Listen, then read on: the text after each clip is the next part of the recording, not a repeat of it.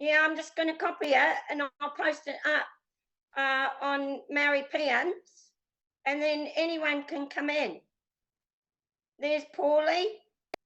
We'll let everyone in for a few, and we can post it on our Facebooks. Well, I can't see you, Corey. Open up your camera, mate. Oh, yeah. Hang on. I'm just posting all of that stuff at the moment. Yeah. Right, this is going to be cool. It's going to be a cool meeting. Let's do this. It's going to be freaking brilliant. We're going to get all of the brightest minds in the country together, and we're going to be doing some stuff. Yeah. It's going to be great. Hi, everybody. Yeah, and okay. You have to wait. Right, hang on. So we've got there Paulie. Yeah, hi, Paulie. Hi, how's that? And who else have we got there? Anybody else trying to come in? Can we hear you, Corey? I think so. Can you hear me? Yeah. So we just wait, because did you post it up on your Maori Pen thing on your page? I did. My God, there's a picture. Live Zoom. You got a picture of Brian Tamaki up in the background. Oh my God. I've got lots of people. That's the war room that you're looking at there. I've got my favourite here, Manfred von Richthofen. Let me introduce you. That's Manfred, the greatest war hero that ever lived. Yeah. So he's watching what's going on. And then I've got, all right, hang on, I'll just post this. Drive? No, it's impossible. I can't even enjoy it. Enjoy what? Oh, sorry. Mute I'm you. having a breakfast. Just having a guy. Sorry. Oh, see, I can hear other people, but I can't even see them. Yeah. They're just audience anyway. Mute your phone now, G.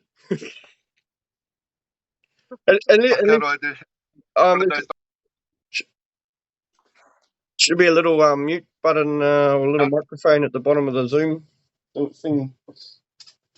Yeah, there's a little mute and a little video, and you can just click it right down the bottom there. I think Paulie's coming all the way in from Queenstown. Where are you at the moment, Paul?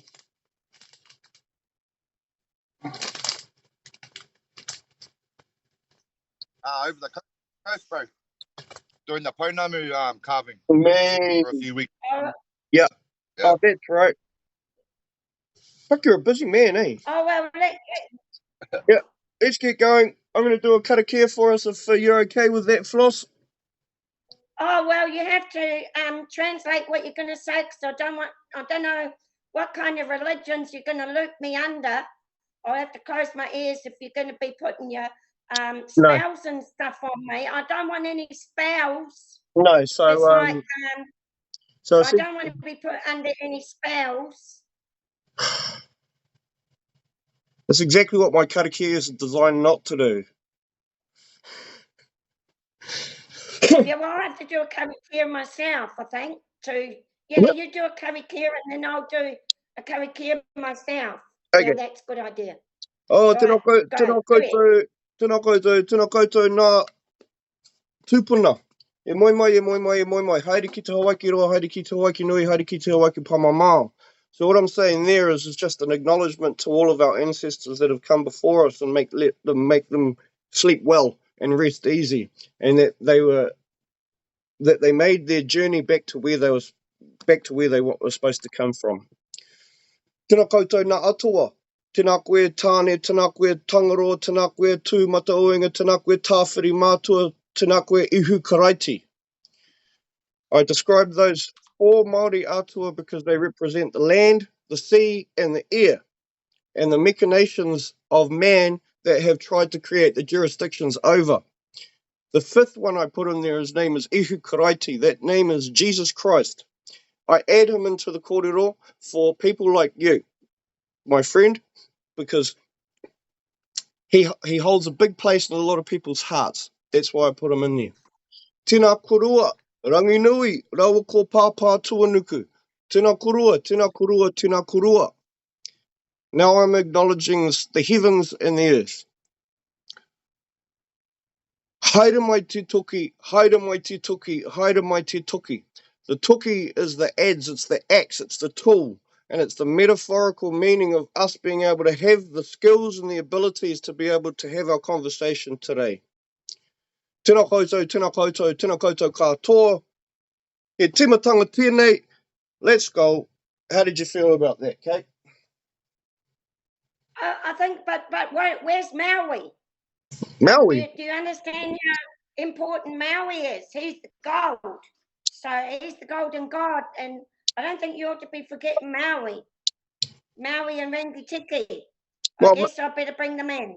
Well, All Maui's within my lineages and my whakapapa, so when I discuss Maui, it's within the ancestry. Well, I don't know what you're talking about there, but I'm just saying that we're important that we acknowledge Maui and Rangitiki, who Maui is, Maui was, Maui will be, and Maui of the heavens, which is Rangitiki.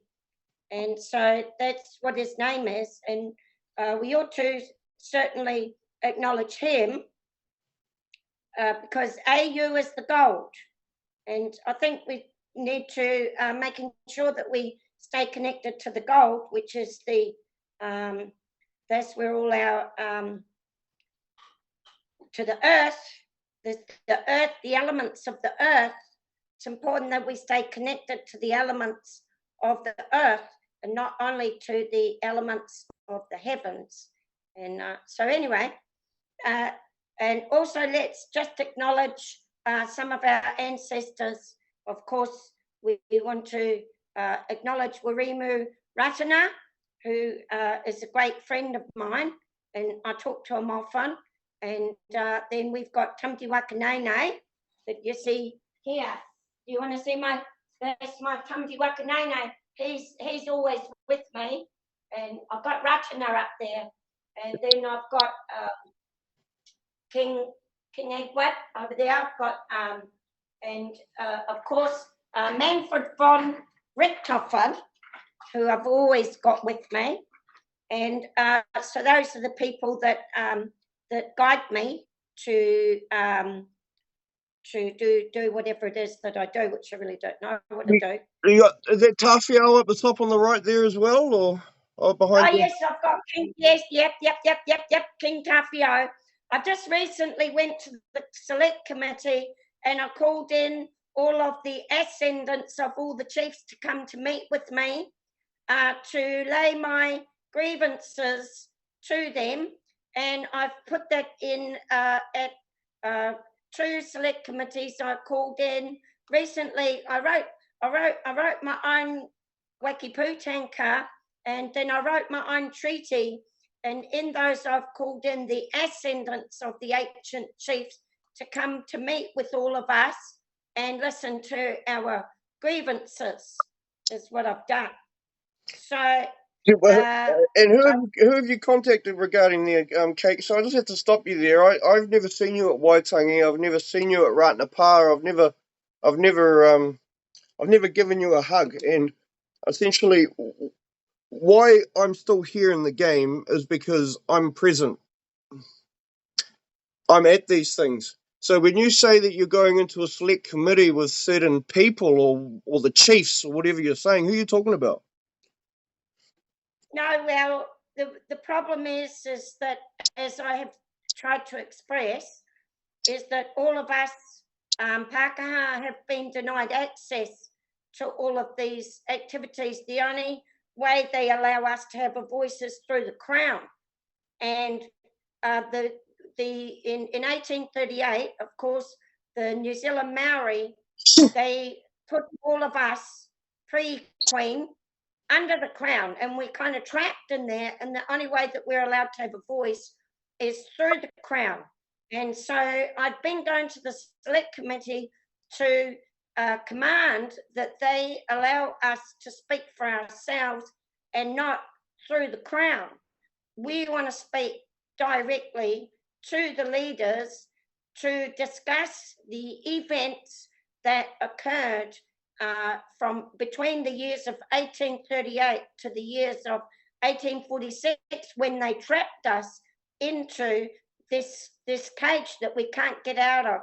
And so I have to, the first point of order is to get released from the cage, to have the ability to go to the marae, whichever marae will accept us is fine. Once we get that ability, we can bring our documents in and present our grievances. But first, we've got to get past the door that you guys have locked and don't let us in. So I've called in all the chiefs over at the select committee and asked them to. So I've gone to the Waitangi Tribunal, and I've put a block on all claims until they allow me to go and present my issues. And I have, and then I've also gone to, I'm just going to be in 10 days' time, I'm going to go up to the Maori Select Committee for the first time and be presenting to that Potaka guy that they must allow us to have a voice outside of the crown. Yeah, so that's what would that look like? A separate mandated governance, separated trust for Pākehā to have their voice in, or because not can I just yeah. I mean, my experience with, especially with what I've been reading, is that Pākehā have had a very strong voice, especially got to do with Māori for at least 185 years. When I'm going through the Royal Commissions and I'm going through the West Coast Commissions, and basically they could the judges and or the Crown, as you say, they could say what the fuck they wanted for a long time, and I guess that's where both sides of us now, Pākehā and Māori, are finding a common ground, because we feel like both of our voices aren't heard. So kia kaha to that, Kate. But as I say, what does that look like to you? Do we have to establish Pākehā wards?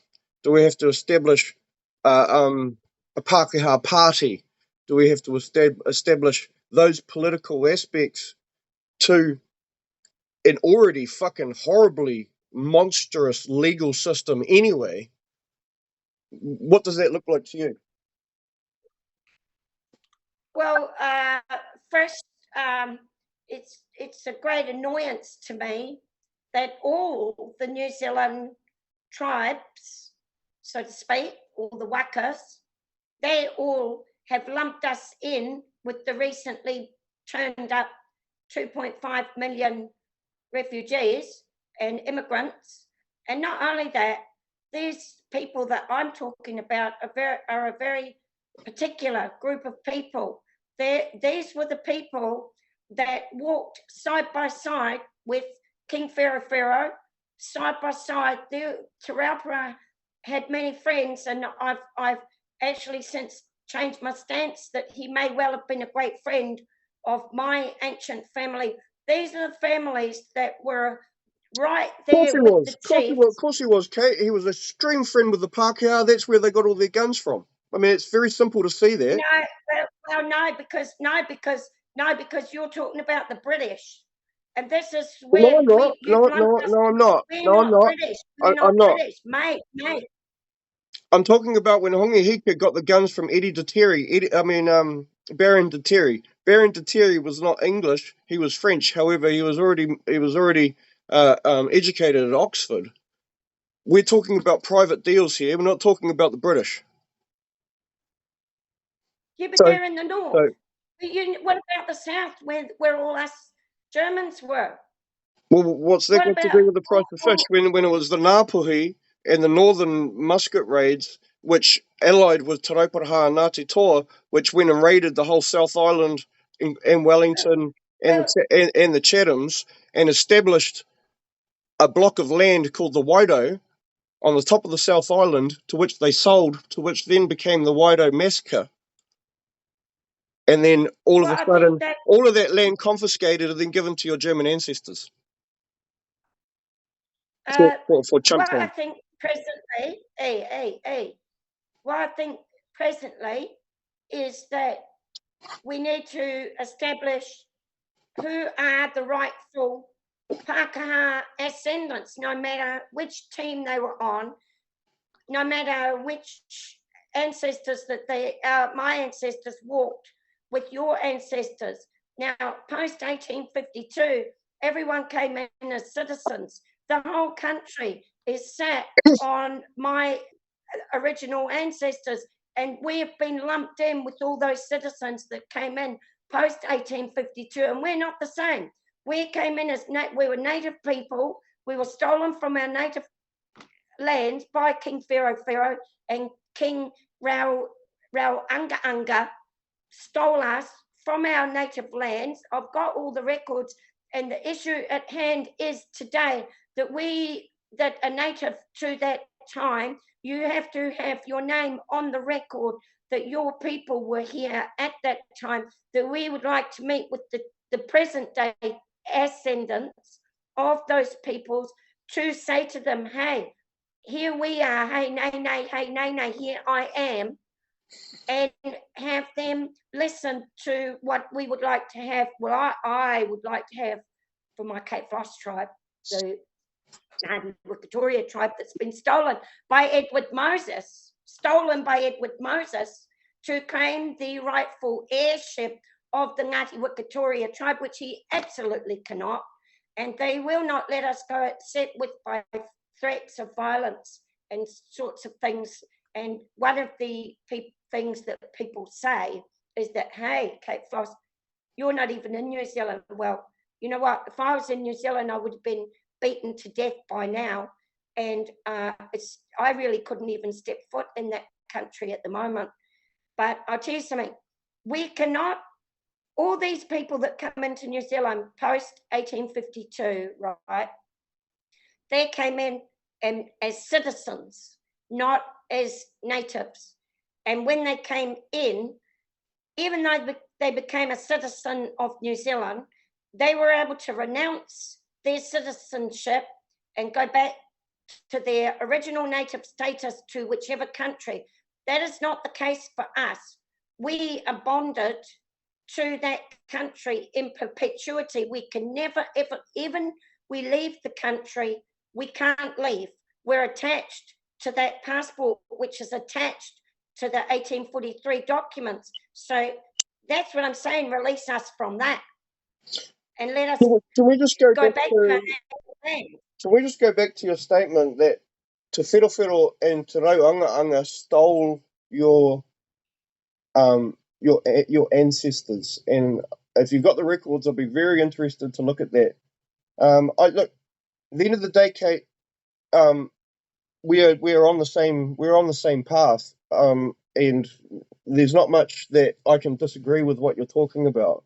And I knew that I wouldn't be, because where I'm living in Wanganui, there's a story about Hongi Hika's armour and what happened to it and blah blah blah.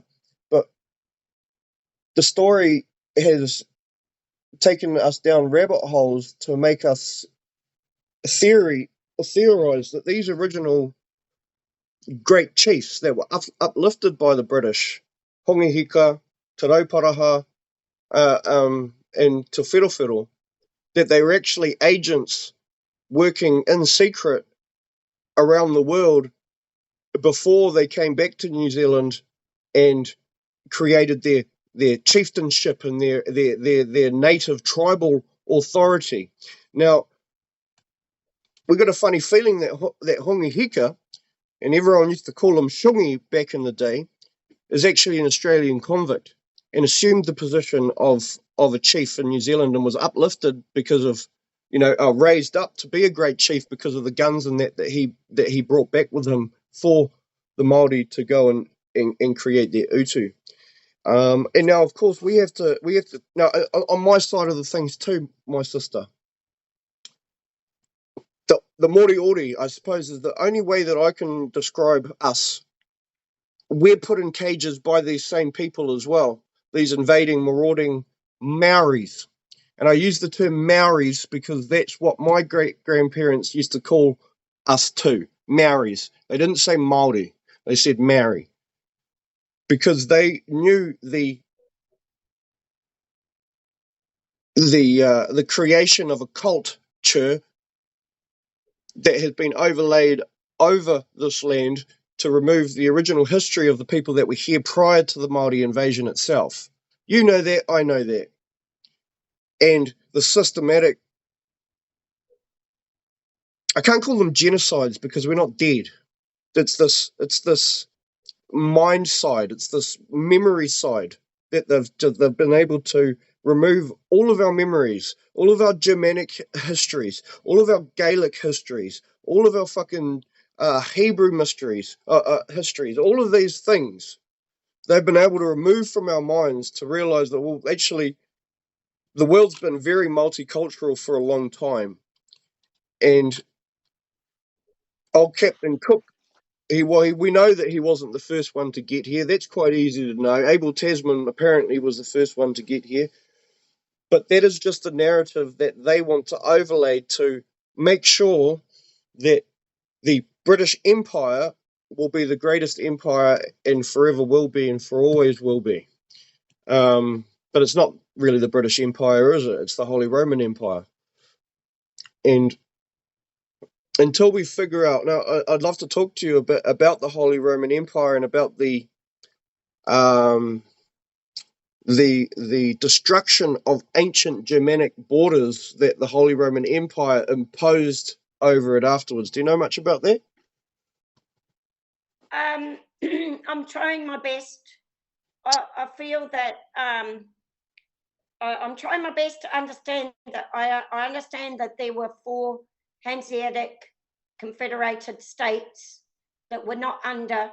We had the Declaration of Augsburg, and I understand that our people, my people, the Belbeekers, released ourselves from the Holy Roman Empire. And in the Declaration of Augsburg, they said if you can find another land, a virgin land, that will allow you to have your Protestant religion, then you will be able to leave here and not be deaded. Because the crime for leaving the Holy Roman Empire was death. Same for the Jewish, it's death. Same for the Muslim, it's death. So they said you're going to be allowed to leave, but you're never going to be allowed to come back. So we've got the maps, and they were settled all down in these 4 points in the South Island, and including we've got the documents of the Chatham Islands that was originally given to us, and then somehow that got taken. But the main point is that that we it doesn't matter whether I'm right or whether I'm wrong or anything. Only what matters is that the present Maori chiefs ought to allow us to come to the Waitangi Tribunal to see. The Waitangi Tribunal has got the Legislative Council ordinances, and the Legislative Council is King Rao Anga Anga and King Wherewhereo and King Mahuta. And so, but they've said only Maori can go there, and Maori are not allowed to go after 2008. So that's why I'm over in Select Committee fighting for all of you to still be able to go there, and for my people to go there that were here, that can prove, if we can prove that we were in New Zealand pre-1852, there ought to be new tribunals, and each and every one of us ought to be allowed to go there and present our evidences and reclaim our rightful place on that nation of New Zealand, including the Chathams. We all ought to be able to go there and present the situation of our families, who we walked with, who we aligned with, what the promises, because there were a lot of promises made to us by your people. There were many, many promises made, and they've all been given to the Crown to negotiate and agree to renounce, to relinquish, and nobody asked me. I want them to ask me if I would agree to that. No, I would not. I stand together with the chiefs in absolute solidarity to the agreements that they made with my family, with my people directly. There's not many of us, I'll tell you that. And so I did just recently go to the select committee, and I said, I wrote my own treaty, and I did call in the heirs to summon. I'm summoning here in live video with Corey Bond, Corey Cobra, on live video to summon the ascendants of King William IV of Hanover and King Potato Te Whero and got Nene and got Kiwi and Tahu Potiki Warimu Ratana and Te Raupara and Te Rangi Heitia and Her Majesty Queen Victoria to recognise that they remain in obligatory, I put here on the hook, to protect the original ordinances of the first fruits of the first peoples and the rights of Suzanne Noon, who was stolen from the shores of England, rowed to the ship down the river, and she was native. They were a group of natives taken out of Ireland, Scotland, London, and they were rowed down to the ship called the Friends, and put on that ship the Fritz. Friends. How do you spell that? Friends. And her name is Suzanne Noon, and they were all native girls, children, girl children, and they were stolen from London in 1810 and brought to New Zealand in 1837 and taken to the Warao in 1841, I think. And then the Pākehā German tribes that were in New Zealand long before 1840, and they owned all the Chatham Islands and 4 points in the ports in the South Island, and those children were stolen by King Whero and King and Nene and Kiwi. They all, and Raupara and Rangihaitia, they stole them from Germany and have kept them locked in captivity in New Zealand generation after generation and refused to release us. And so we, and Suzanne Noon, so we all want to, so we've put the claim in, and we've asked them to come to meet with us urgently and desperately, so that we can present our documents and ask them either that we be included into whichever tribe of the ancestors that we walked with, or that they release us completely and make amends. And just as we returned your Maori heads and skulls from Germany, so too should you return us back as natives to Germany. That's what our demands are. We're demanding that and commanding that. So, sorry about that. I've gone a bit of a tangent. Don't be sorry for that, Caitlin, because you're speaking for your ancestors, and I don't want to speak for your ancestors. You know what I mean?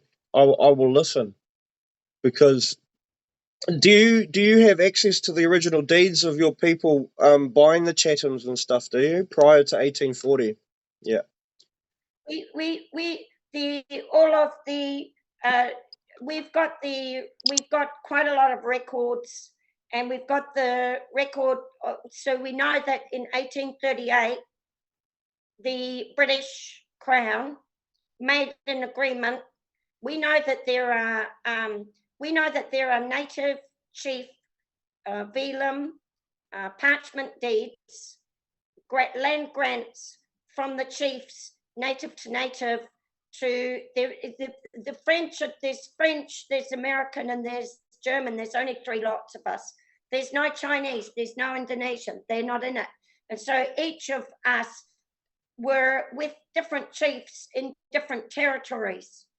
And in 1838, the Crown went to those people and asked them if they would cede their native chief land grant to England. And that was dependent, but they were forced to, really, I believe they were forced to, and that was dependent on if the chiefs would agree to release them. And that's in the 1838 provisional bill. It's right there. It's right there. It clearly says it, that these people were not British people. Their areas, none of their areas were to be inhabited by British settlements either. We were there with the Moriori, and then after that, when they did the treaty, they threw us under the bus because they trapped us in there.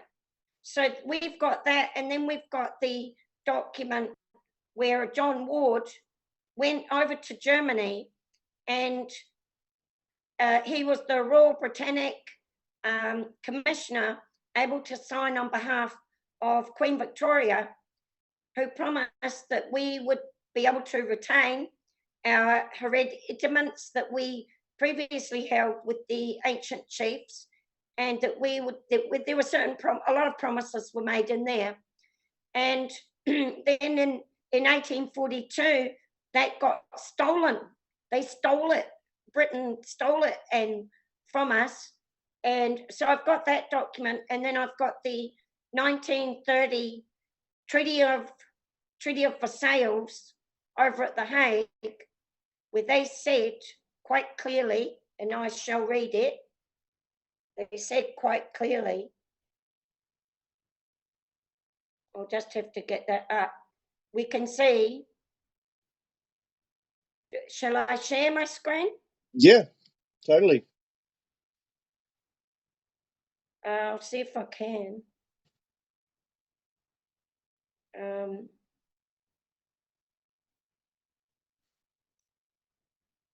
Maxine, she's my friend.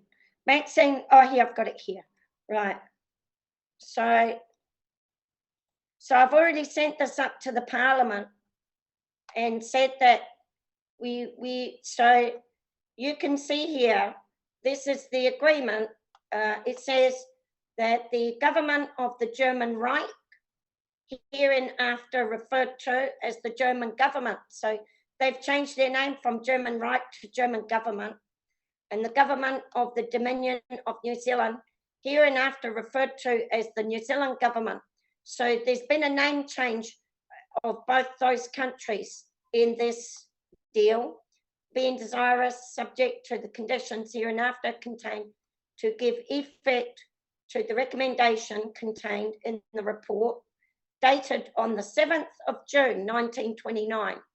The committee of experts, and Wirimu Ratana was there, he was there, all the chiefs were there, that the Allied governments make no further use from the date of the acceptance of the expert report of their rights to seize, retain, and liquidate property rights and interests of German nationals or companies controlled by them, insofar as not already liquid or liquidated.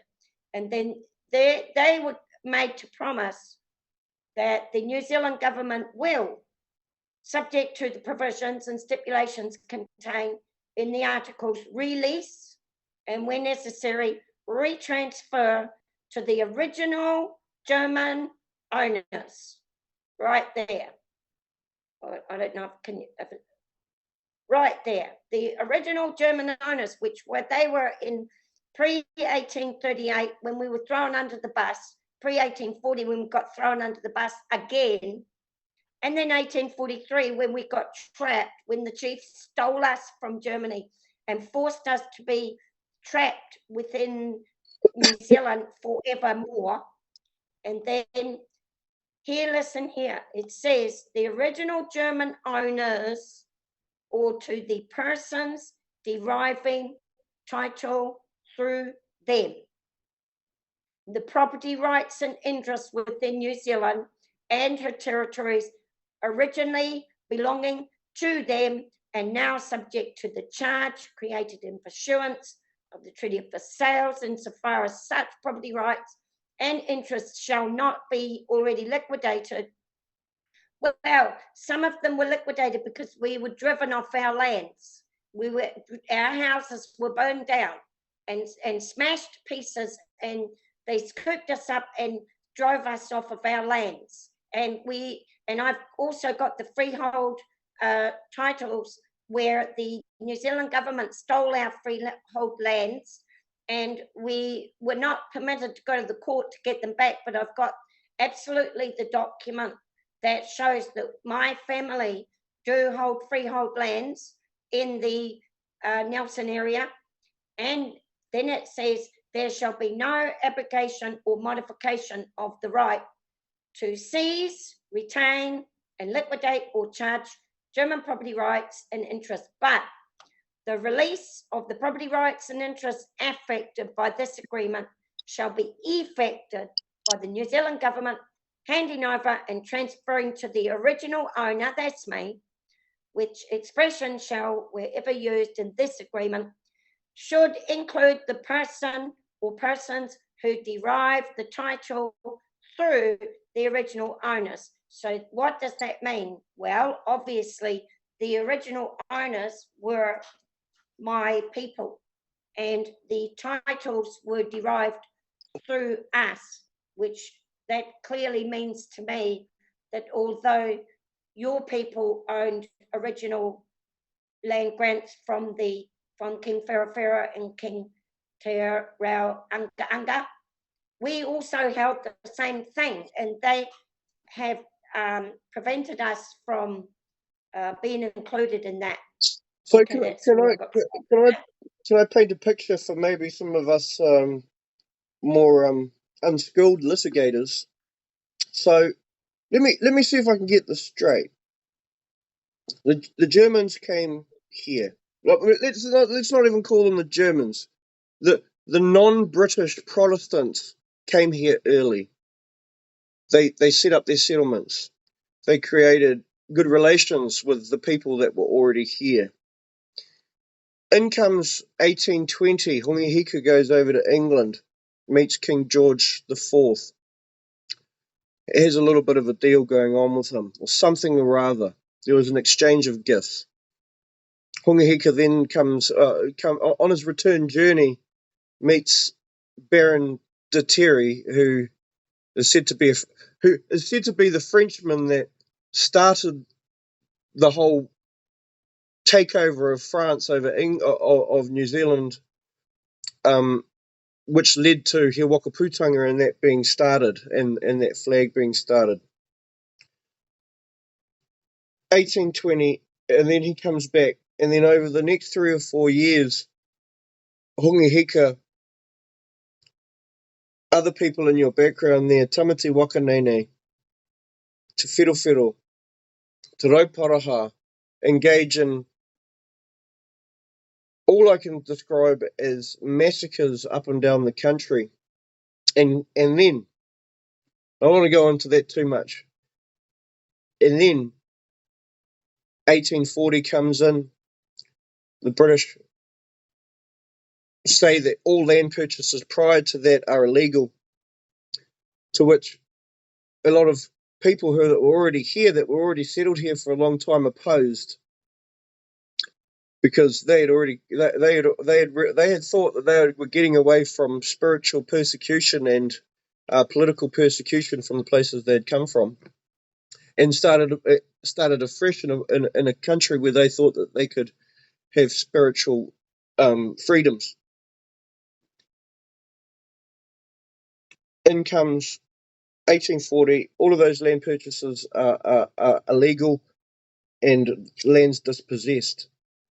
what you're saying is that these people couldn't go into the courts at that time because the British had already painted a picture that the land was dispossessed, alienated from Maoris, not anybody else, but Maoris. So thus the native land courts are created.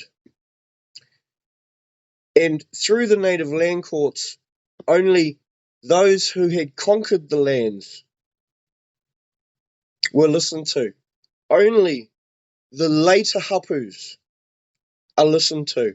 Only the people who were made slaves by these chiefs that you have in the backgrounds here, the Tamati Wakanenes and those types of people, only they are listened to.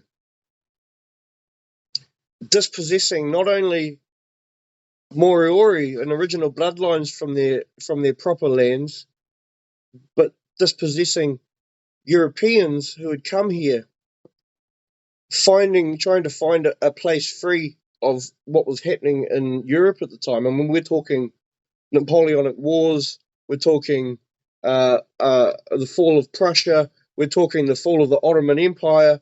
These people are trying to escape that, and then the British just come in and impose the dominance over it again. Yeah. Can I just insist? No, I don't agree with that. I just will only say to you that these bell beakers, which were both brown and white people, were always here the whole time. It's well documented in the Diefenbach Doomsday Census book, and he lists them as being one and the same people. Yeah. There were the white coloured peoples and the brown coloured peoples, but the thing that made them one and the same people was that they had the same skull dimensions, exactly the same skull dimensions, but they had different skin colors and eye colors, and that is indicative of the Bellbeaker tribes of Germany, Bellbeakers and Tunnelbeakers. And if you go and look at their artwork, it's exactly the same as the Moriori. Wow. And so those people were always there, but the later people came in to protect them. They are the ones that took them down the Chatham Islands there and surrounded them to protect them, and they brought in their armed groups and put them on 4 points of the South Island and over in the Chathams, and nobody knew they were there. Once they got discovered, once that occurred in 1835, the whole thing went pear-shaped. But those Bellbeakers, the original peoples of New Zealand, were always there. No, that other lot that I'm talking about came in later as protections for them. And so that's why the Moriori, because when the Ngāti Mutanka and the Ngāti Tama went down to the Chatham Islands and slaughtered so many people that they reckon they only slaughtered a few, but do you know what they did? They drove all those Bellbeakers off of those islands over to Apia Samoa and over to Norfolk Island. And they're never spoken about, those people, absolutely, in the canoe that's just been discovered down there and all of that. Yes. So I just only want to say to you that those people were always there. Yeah. I didn't want to bring that up so soon, I guess, because again we're on the same page. Because how long? So what do you reckon? They've always been here. Yeah, we've always been there together. Well, we never were not there together. What do you mean that this is the Garden of Eden? That yeah, well, according to Diefenbach, the three, I didn't bring my papers, but the three canoes that came in, he lists it all, he explains it all, and the three canoes, so he says where they're all from, which areas that they came from, and what he divided up all of our groups, but we are of the particular group where our skulls were the same. And so he says, so we all originally came out of Tikopia, and so hang on, I'm just finding the canoes. there's only 3 canoes that came in, and that's the Arawa canoe, and I don't, hang on. Tainui? So we had, Tainui? hang on, I'll see, I've got it up to, I've got it upstairs, I think. Would you mind if I run up and grabbed it? Oh, is it pertinent yet? Not really, Yeah. not because we're not really going into the canoes, but No, not I'll just yet. say that there were only 3 canoes, all right? But there were also ships that came in from Tekopia in the around about that. I believe they came in at exactly the same time. They're listed here as a race together because of their skull. The skull was the same. There was another group with a high skull, but the Bellbeakers were their skulls were the same, and so they had. He lists all of their names and stuff. You've got to match it up with the Kindle dictionary as well. You have to work with the 2 dictionaries. If you work with Diefenbach, then you work with the Kindle dictionaries and the languages and the meanings of the vocabularies, and then the Williams dictionary. You can see the progression of how they've changed our peoples into be someone that we're not. Yeah. You can see Amazing. just, a little macron here, a little macron there, a little word change, one little vowel here, one little vowel there, until we become this Pakeha, which we are not, which has got 2 macrons, and that 2 macrons says foreigners to the land, but in an actual fact, we were of different vocabularies we used. So you've got to follow the line of progression that occurred, and then follow the line of progression of the canoes, and follow the line of progression of the chiefs, and link all that up and see that we actually were all, I believe we were always together, always. And yeah, 100. Yep. Yep. So I just, as you go, I don't know if you can go back to where you were talking, but I just wanted to set that right. So the other lot that came to protect those ones that were under attack from Britain and from France. They were under attack, and so those ones brought in that later. And so then, we're talking around the time of maybe the 1300s, 1400s. Yes. That migration was a Germanic migration. Well, 3 particular waka, or 3 particular ships of that was coming. Okay, so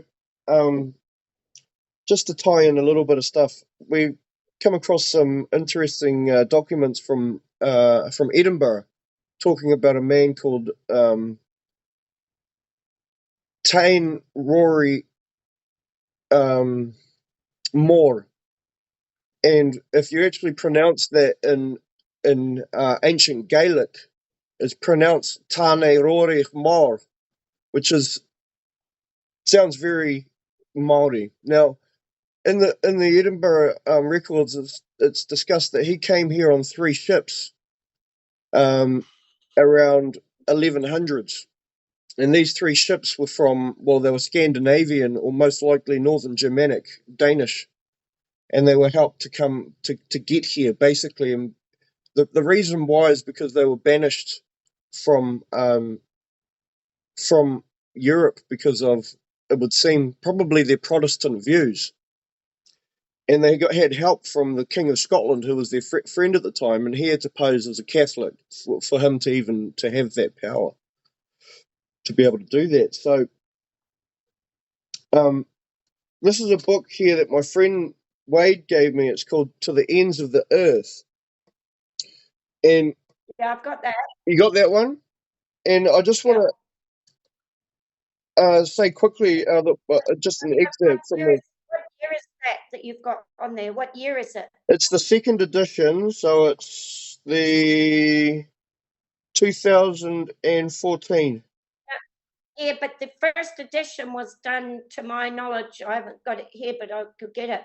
But the first edition was done in the late 1800s, so I don't trust any of those editions. No, I just stay with the cheap. yeah, no, I get it, and essentially, these days we're left with fucking mountains and mountains of information to go through, eh? So I mean, there's only one sentence in here that through this whole book that I read that really hit home to me. Most of it is, your same whitewash version of Maui being an Egyptian and the Greeks doing everything they possibly could to conquer the world. But this sentence is what really hit home. Oh, to have been a member of one of those ancient crews who found that the choice bits of the Garden of Eden were already overflowing with the descendants of Eve. And that's Professor David Bellamy, who's a well-renowned biologist over in England. Well, he's the traitorous bastard, isn't he? Well, apparently I he is mean, now. he's absolutely the traitorous bastard that mixed it all up with their bulls. Yeah. And it doesn't match with earlier texts that were done way earlier than him. Mm. And so yeah, I just use the Kindle version and the Diefenbach version, and I also match that up. What are you talking about? The translation of Te Reo? That's what you're talking about there, eh? So That's the first dictionary, 1815, yeah, brought in by Hongihika and Waikato. Hongihika. It was at Waikato. Well, they went over there, but I mean that is like that's like 300 years after we had already been there. Yeah. So and they went over there. This is what all the world wars are to do with the bell beakers that were sitting down in New Zealand just quietly living. And but we can go into the history all we like, but we're in the present day and we're fighting for our lives. And with the window of opportunity is going to be closed for all of us. And so we all have got to get in and put in as many grievances as we can before 2026, when I believe that the door is going to be absolutely closed. Anybody that's got their grievances in before then is going to be able to fight those grievances for all times to come. And so I've gone and put all mine in. And I'm just saying that I wouldn't mind meeting with I'm only going on we've got to go on the original documents that were signed and the agreements that were made before the Crown came and before 1852. And all of us bell beakers, which were both, if you want to call them Maori, and they were both Pākehā, if you want to call them that, that's fine. But they had one skull, and these agreements were all done over the top of them, and they have been not permitted any access to the present day chiefs to claim individually that which belongs to them pre-1852.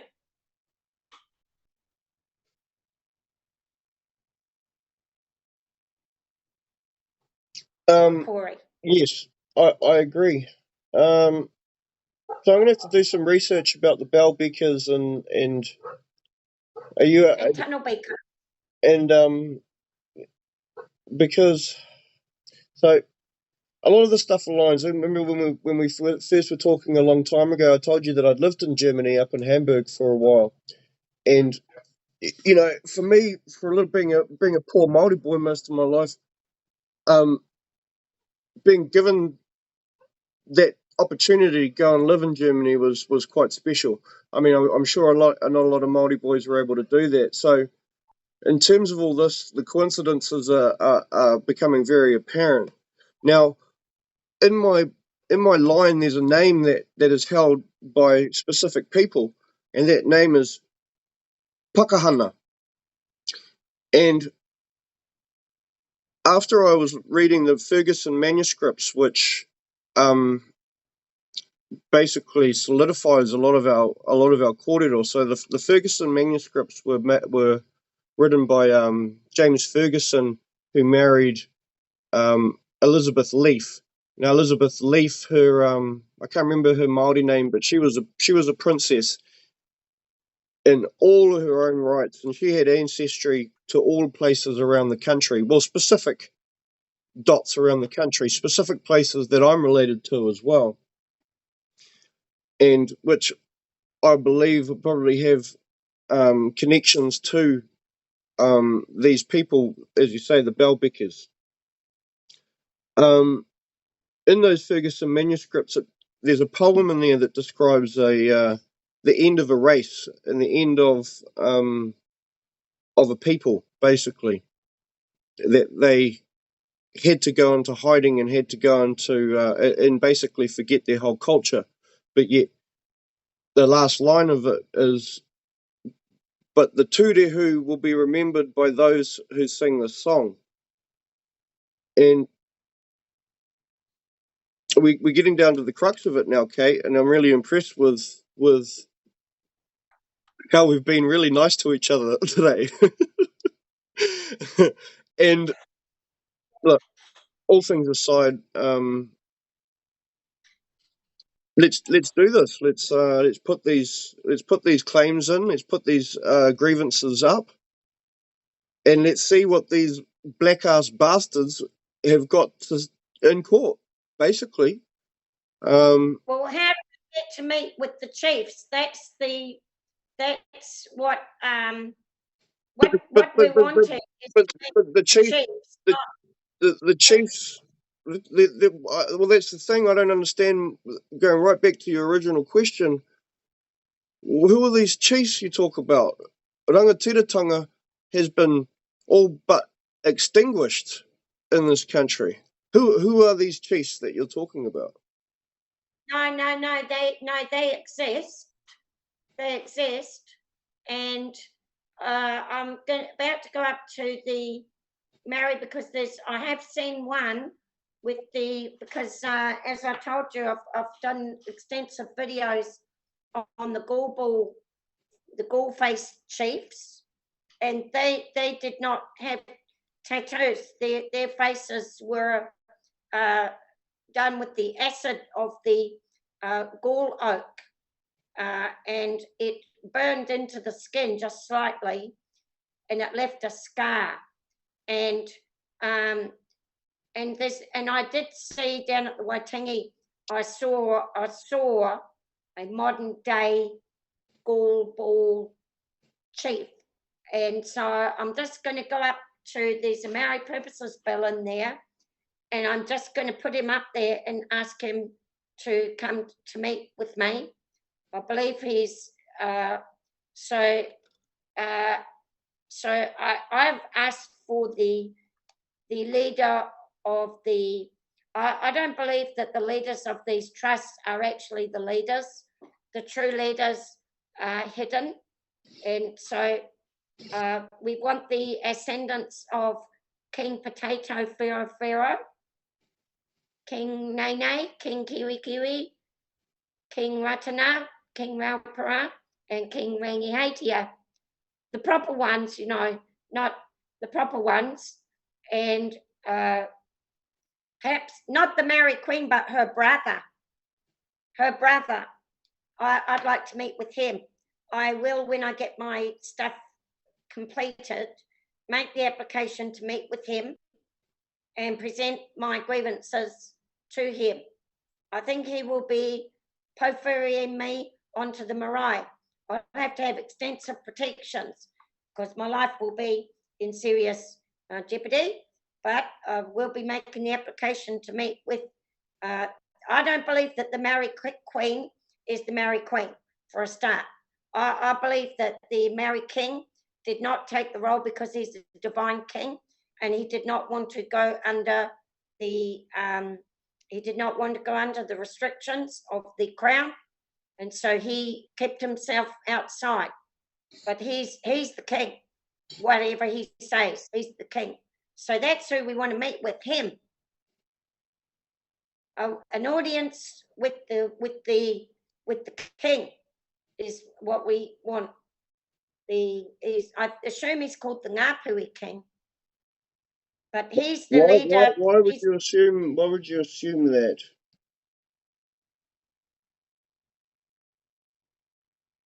I get a bit confused about the tribes. Oh, Maxine says, "Wash your mouth out here." Thanks, Maxine. Shit, at least somebody's out here roping this mouth in.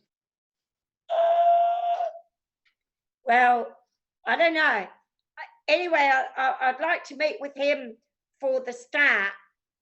Hey, well, look, Maxine, she might not be wrong, because I remember 2 years ago I watched the Māori King Tuheitia fly his flag atop the mast of Waitangi Marae above Te Kara, so...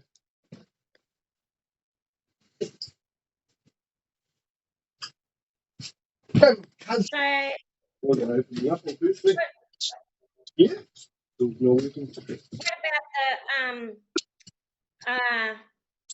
so that's goal number one, is that we can go and still put in our claims, our original claims. Yeah. That's what we're fighting for. That's goal number one. Goal number two, we don't want to do it through who they appoint that we can do it through.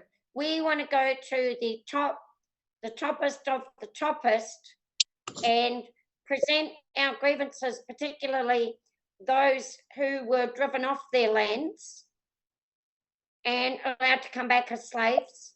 So that's not through the Crown. The Crown is out. The Crown is not even involved with this. Okay, I just had some important business come up, so I'm gonna stop our conversation at the moment. I really apologise. Something's just coming up on the land, in the physical, which I prefer my focus is on the physical than it is on the digital. But however, let's do another one of these, because it was fantastic. Right. Well, that's great then. Yeah. We'll be shutting down. And it's good that we didn't end up attacking each other, and we didn't even fight at all, which was pretty cool, I thought. No, it's pretty. Yeah, I mean, I couldn't even disagree with you with it for anything. So that's a bit worrying, to be honest. So much love, Kate. All the best, eh? Corey. See you, matey. Thank you. See Bye. you. Bye. I don't know how to sign out of this. Leave. There we go.